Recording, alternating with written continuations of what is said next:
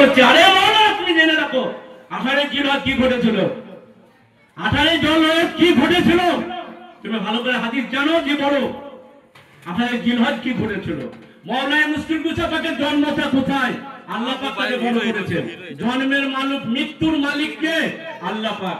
তাহলে মাওলানা মুশকিল কুশা পাকের জন্মটা কোথায়? কাবা শরীফে। কাবা শরীফ মাওলানা মুশকিল কুশা পাকের অন্তর্ঘর। কাবা শরীফ মাওলানা মুশকিল কুশা পাকের অন্তর্ঘর। তাকে কত বড় সম্মান আল্লাহ পাক দিয়েছেন, এটা আল্লাহ দিয়েছেন সম্মান তাকে। তার জন্মটা কাবা শরীফের ভিতরে হয়েছে। আর কোন সাহাবীকে তো দেয়নি, আর কোন সাহাবার এত বড় সম্মান পায়নি। এই মাওলানা মুশকিল কুশা পাক একদিন আসরের নামাজ পড়তে পারেননি।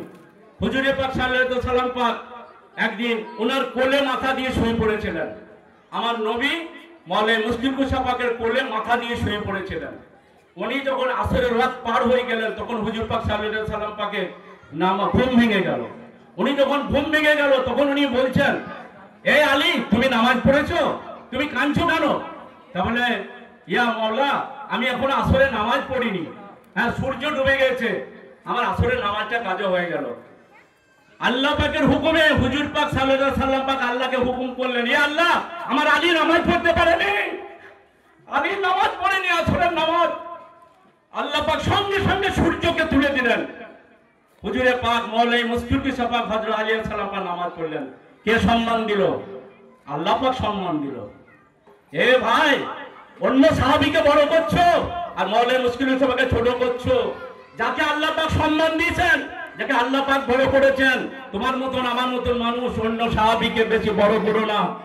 অন্য সাহাবী এমন আছে যারা আমার হুজুর পাক সাল্লাল্লাহু আলাইহি সাল্লাম পাককে জবাই করতে গিয়েছিল, পরে তারা ঈমান নিয়ে এসেছিল আমার হুজুর পাকের কাছে। তারপরে আমার হুজুর পাক চলে যাওয়ার পর, দুনিয়া থেকে বিদায় নেওয়ার পর খাতুনে জান্নাত পাকের বাগে ফেদার, যেটা খাতুনে জান্নাত পাকের বাগান, সেই বাগানকে পুড়িয়ে দিয়েছিল। আমার খাতুনে জান্নাতের পাকে হেলেম পাকে তার পেটে যে সন্তান ছিল তার দরজায় যে লাথি মেরেছিল সেই সাহাবী। ভালো করে হাদিস পড়বেন। মাওলানা মুশকিল কুশা পাকে কোনো ছোট করবেন না। তেনারা নামাজ পড়ে দুনিয়ার লোককে দেখে গিয়েছেন। ছোট ইমাম পাককে যখন সীমাত জবাই করে তখন তিনি বলেছিলেন আমাকে 2 রাকাত নামাজ পড়তে দাও। আহলে বাইত পাকের গোলামরা নামাজ পড়ে, লোক দেখানি নামাজ তারা পড়ে না। আহলে বাইত পাক লোকের নামাজ পড়ে, কেউ বাড়িতে পড়ে, কেউ ঘরে পড়ে, কেউ লুকিয়ে পড়ে। তারা লোককে দেখিয়ে বেড়ায় না যে হ্যাঁ আহলে বাইত পাকের গোলাম আলী আলী করে বেড়ায়, যতটা নামাজ পড়ছে না, তারা নামাজ ঠিকই পড়ে, তোমাকে দেখানো নামাজ পড়ে না। আজকের দিন হচ্ছে আকিল মুসলিম আলাইহিস সালাতু সালাম পাককে হুজুরে পাক ছোট ইমাম পাক পাঠিয়েছিলেন কুফা শহরে, যে ওরা চিঠি দিচ্ছে বারবার আমার কাছে মুরিদ হবে, তা তুমি যাও যে ওদের ভিতরকার কথাটা জেনে এসো, ওরা আমার সঙ্গে দুশ্মনী করছে না ওরা আমার সঙ্গে ভালো ফল করছে। তা ওরা হযরত মাওলানা মুশকিল পাক আকিল আলাইহিস সালামকে দেখে ওনারা খুব খুশি করেছিল, ওনার উপরে ভালো ব্যবহার করেছিল, যার জন্য আকিল আলাইহিস সালাম পাক ছোট ইমাম পাককে চিঠি দিলেন, ইয়া মাওলা আমাকে এই কুফা শহরে এই এজিদের দলের লোকরা আমাকে খুব বড় করছে, আমাকে খুব সম্মান করেছে, আমার উপরে অত্যাচার করেনি, আমাকে এরা খাওয়া দাওয়া যত্ন করে রেখে দিয়েছে, আপনার কাছে মুরিদ হবে, হুজুর আপনি চলে আসেন, আপনার কাছে বায়াত হবে, আপনি তাড়াতাড়ি চলে আসেন। ছোট ইমাম পাক এই আজকের দিনে ওনাকে কুফা শহরে পাঠিয়েছিল। ওরা কি করলো? ষড়যন্ত্র করে গতকালকে রাত্রে আমার আকিল আলাইহিস সালামকে মুসলিম আলাইহিস সালামকে ওরা জবাই করেছিল। ওনার 2 ছেলে মুসলিম আর ইব্রাহিম, এরা 2 জনাকে ওনারা কি করে আব্বার খোঁজে ওনারা মদিনা শরীফ থেকে কুফা শহরে চলে এলো। এসে ওনারা আব্বা আব্বা করে খুঁজে বেড়াচ্ছে, যাকে খোঁজাচ্ছে তাকে রাস্তায় দেখা হচ্ছে, আমার আব্বাকে দেখোনি? আমার আব্বার নাম আকিল মুসলিম আলাইহিস সালাম। আকিল মুসলিম আলাইহিস সালাম এজিদের দরবারে এসেছে। ওনারা বলছে না আমরা কেউ বলতে পারবো না।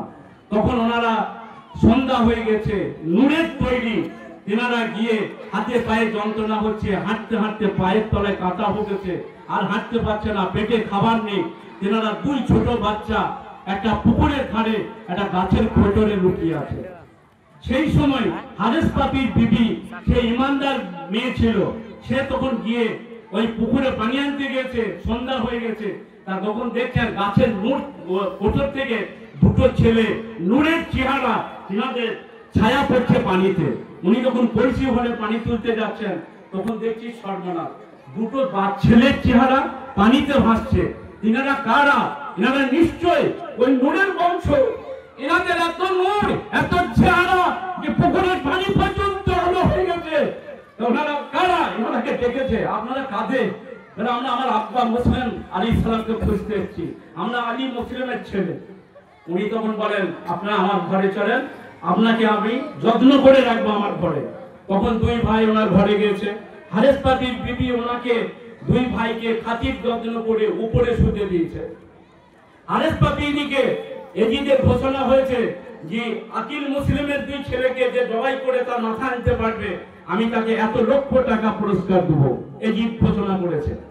তখন দুই ভাইকে খাওয়া দাওয়া করে যখন উপরে শুয়ে দিয়েছেন, উপরে শুয়ে দেওয়ার পরে ওনারা রাত্রে স্বপ্ন দেখছেন যে হুজুর পাক সাল্লাল্লাহু আলাইহি সাল্লাম পাক, মা খাতানো জান্নাত পাক এবং এই আকিল মুসলিম আলাইহিস সালাম পাক জান্নাতে বেড়াচ্ছেন। এনারা দুই ভাই স্বপ্ন দেখছেন। তা স্বপ্ন দেখতে দেখতে আকিল মুসলিম আলাইহিস সালাম পাক তার একে বলছে, মানে কি বলে, নবীকে বলছেন, রাসূল পাককে বলছেন, ইয়া রাসূলুল্লাহ, আমি আমার দুই ছেলেকে পাচ্ছি না, আমি ইব্রাহিম আদমকে পাচ্ছি না। তখন উনি বলছেন, আবার হুজুর পাক সাল্লাল্লাহু আলাইহি ওয়াসাল্লাম বলছেন, তুমি মন খারাপ করো না, তোমার দুই ছেলে ইব্রাহিম আর কাসেম এক্ষুনি জান্নাতে চলে আসবে আমাদের কাছে, এক্ষুনি জান্নাতে তারা হাজির হবে। এই বলতে বলতে ওই স্বপ্নটা দেখে যারা দুই ভাই কাঁদতে লাগলেন, হাঁ হাঁ করে কাঁদছে।